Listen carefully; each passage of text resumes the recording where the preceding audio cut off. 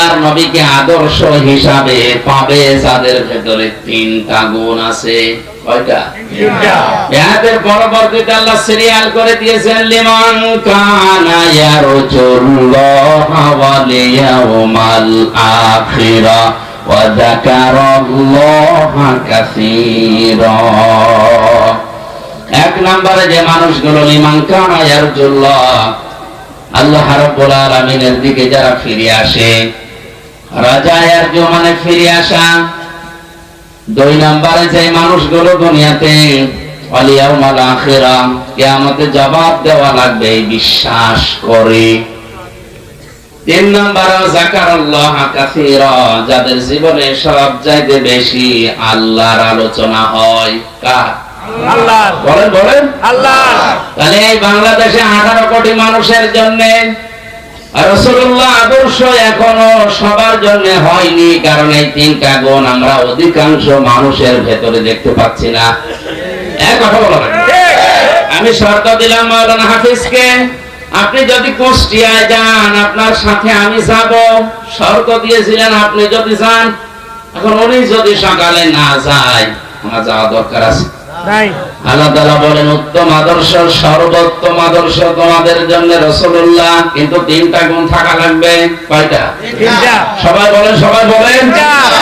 আপনার ভেতরে আছে কিনা আপনি মিলান। যদি না থাকে কোরআনে কারীম আমার সামনে সূরা আহজাবের 21 নম্বর আয়াতকে সাক্ষী রেখে বলছি, মরণের পরে বিনা হিসাবে বিনা বিচারে আপনি জাহান্নামে।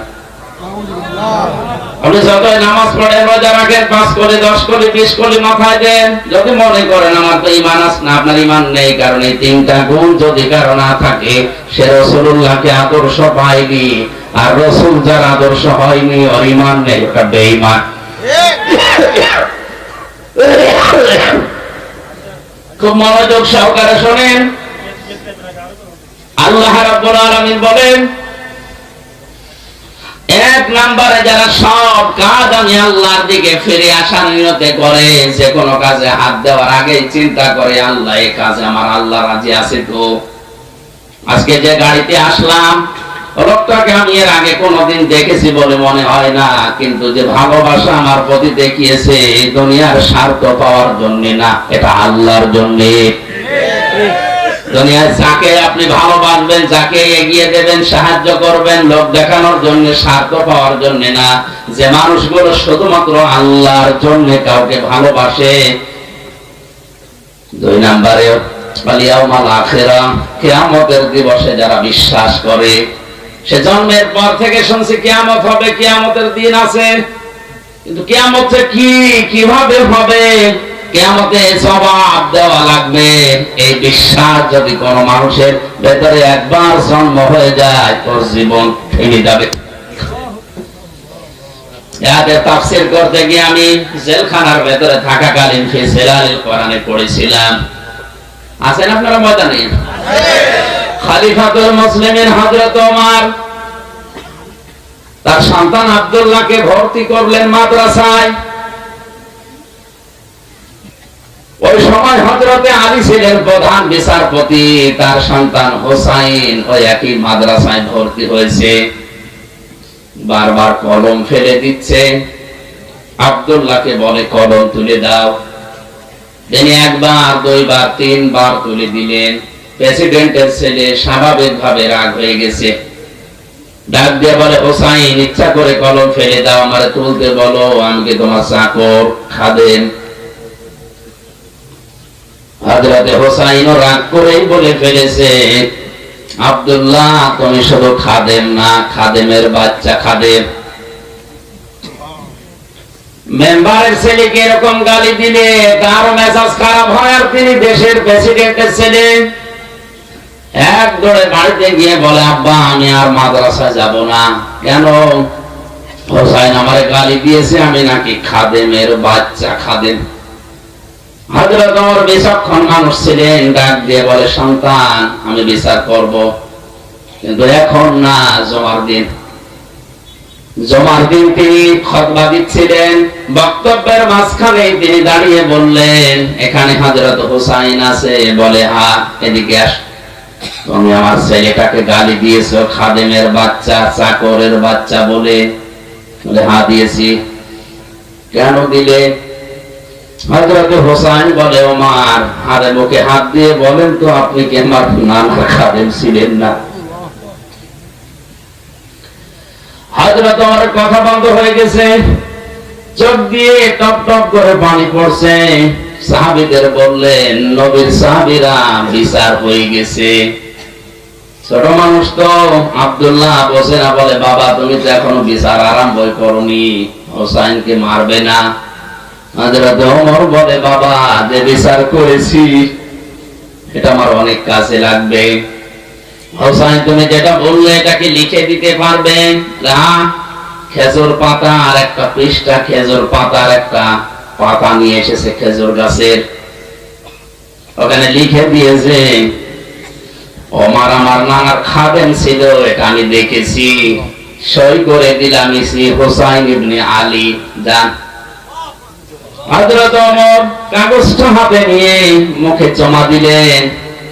ছেলেকে ডাক দিয়ে বললেন, বাবা মারা যাওয়ার পরে এই কাগজটা আমার কাফনের ভেতরে দিয়ে দিও। আল্লাহু আকবার। কিয়ামতের ময়দানে যদি আল্লাহ আমাকে প্রশ্ন করে আর জীবনের যদি কিছুই কবুল না হয়, অন্তত এই কাগজটা তুলে দেখাতে পারবো, মাবুদ তোমার নবীর নাতি লিখে দিয়েছে আমি নবীর খাদেম ছিলাম।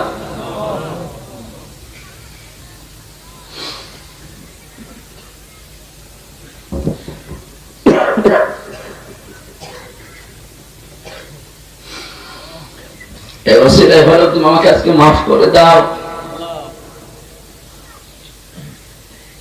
এই ধরনের মানুষেরা কিয়ামতের যে বিশ্বাস, যে ভয় তাদের ছিল, এরপরও একটা দুর্বল হাদিস বলছি শিক্ষার জন্য।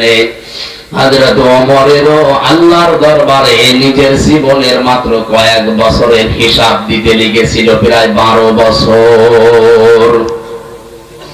ইন্তেকালের পরে প্রায় 12 বছর পার হয়ে গেল। হযরতে আব্দুল্লাহ একবার স্বপ্ন দেখলেন, হযরত ওমর সুন্দর পোশাক পরে নদী থেকে আসতেছে গোসল করে। ডাক দিয়ে বলে, বাবা কোথায় ছিলেন? কতদিন আপনাকে দেখি নাই। হযরত ওমর বলে, বাবা আজকে 12 বছর আমি দুনিয়ার জীবন ছেড়েছি, মহান আল্লাহ আমার জীবনের হিসাব নিচ্ছিলেন। শেষ পর্যন্ত তিনি আমাকে বলেছে, ওমর তোরে মাফ করে দিলাম। কারণ আল্লাহ যদি কারো প্রতি ন্যায় বিচারও করে সে বাঁচবে না, যদি সঠিক বিচারও কারো প্রতি করে সে বাঁচবে না। অন্যায় বিচার তো আল্লাহ করেই না, ন্যায় বিচার করলেও কেউ পার পাবে না। আল্লাহ যদি কাউকে বাঁচাতে চায় বলবে শেষে যে তোর মাফ করে দিলাম। আল্লাহ যদি অবিচার করেন এ কথা বিশ্বাস করবেন না, আল্লাহ অবিচার করেন না।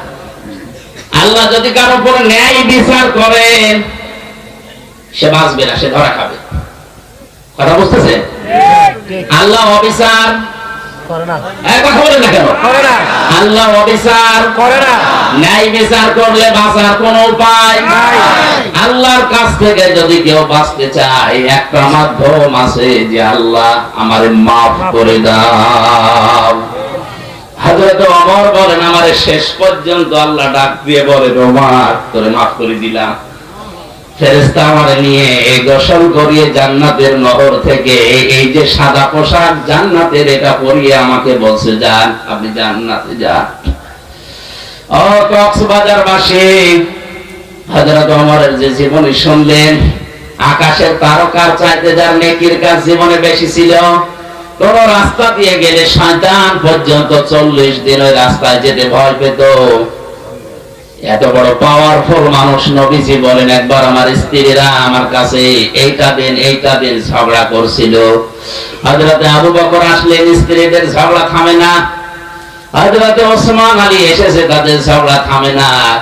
হযরতে ওমর কিছুক্ষণ পরে বাইরে থেকে সালাম দিয়েছে, আসসালামু আলাইকা ইয়া রাসূলুল্লাহ। স্ত্রীরা বলছে, আপনি থাকেন, আমরা গেলাম। কারণ এখন যে লোকটা এসেছে এর মুখের আগে হাত চলে। আজ রাতে অমরকে দেখে ওই দিন নবীজি বলেছিলেন, ওমর তুমি যে রাস্তা দিয়ে চলো ও রাস্তায় শয়তান পর্যন্ত চলে না।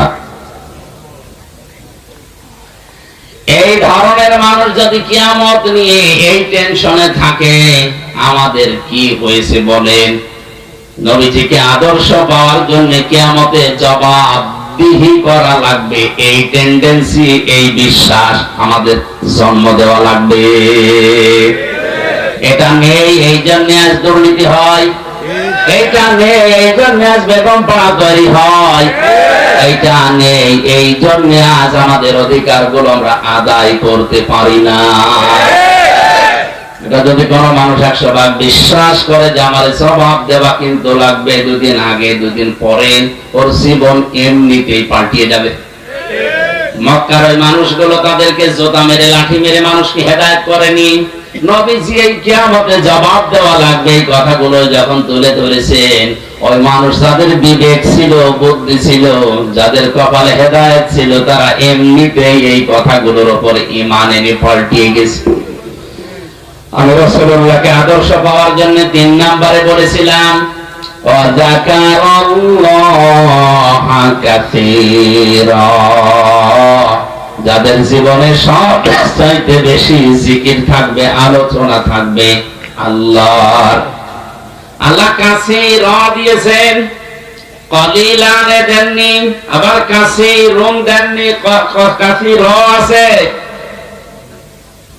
সবচাইতে বেশি তাদের মুখে, তাদের পরিবারে, সমাজে, রাষ্ট্রে, তাদের সব জায়গায় নাম থাকবে, আলোচনা থাকবে কার? কালিমাতুল্লাহি হিয়াল উলিয়া, আল্লাহর কালিমা তাদের উপরে থাকবে। আমার মনে হয় সংসদ ভবন থেকে শুরু করে আমাদের এই ইউনিয়ন পরিষদের অফিস পর্যন্ত সব জায়গায় আল্লাহু আকবার বড় করে লিখে রাখা দরকার, দেখলে আল্লাহর নাম মনে হয়। কিন্তু এগুলো না দিয়ে এমন এমন জিনিস আমরা টাঙিয়ে রাখি, আল্লাহর নাম তো দূরের কথা, কার নাম মনে হয় আল্লাহ জানে।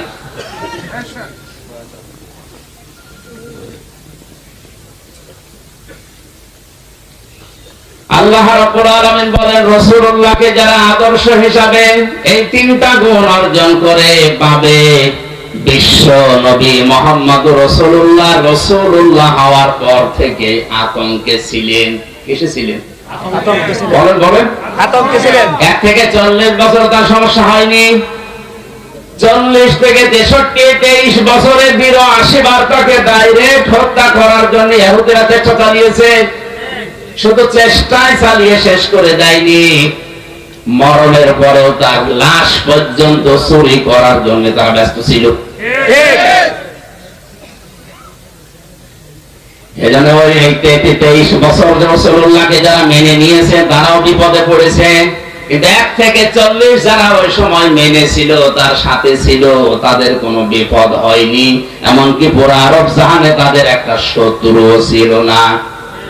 আর রাহিকুল মাকতুম, এই ঐতিহাসিক সিরাত গ্রন্থে আপনি দেখবেন 1 থেকে 40 বছর পর্যন্ত নবীদের পেছনে মানুষ ছিল না, তা না ছিল। কারণ হিলফুল ফজল যেদিন গঠন করেন, তার সাথে ওই এলাকার যুবকেরা অনেকেই যোগ দিয়েছিল।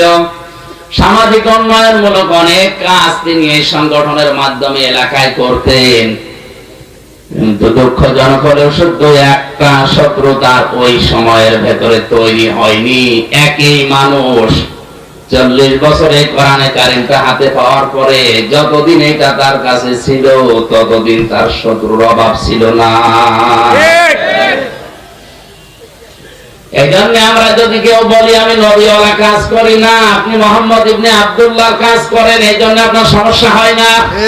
কেউ যদি রাসূলুল্লাহর কাজ আরম্ভ করে, রাসূলুল্লাহর যেভাবে আরম্ভ হয়েছিল, 3 বছর তিনিও জেলে ছিলেন, আপনারও থাকা লাগতে পারে।